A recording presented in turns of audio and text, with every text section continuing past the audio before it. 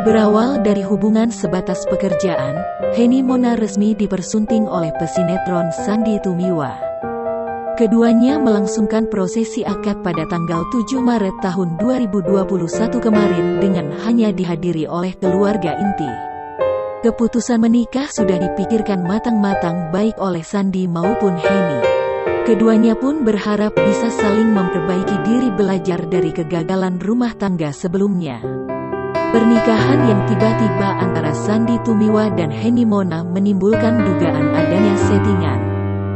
Namun, dugaan tersebut langsung dibantah oleh Henny Mona.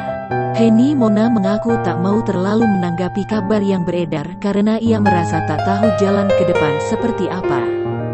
Mantan istri Rio Rayvan tersebut menegaskan tak akan pernah memerdulikan ucapan warganet yang kian menghujat kisah cintanya dengan Sandy Tumiwa itu. Dengan nada yang santai, Henny Mona menjawab tudingan buruk tentang pernikahan sirinya dengan Sandy Tumiwa.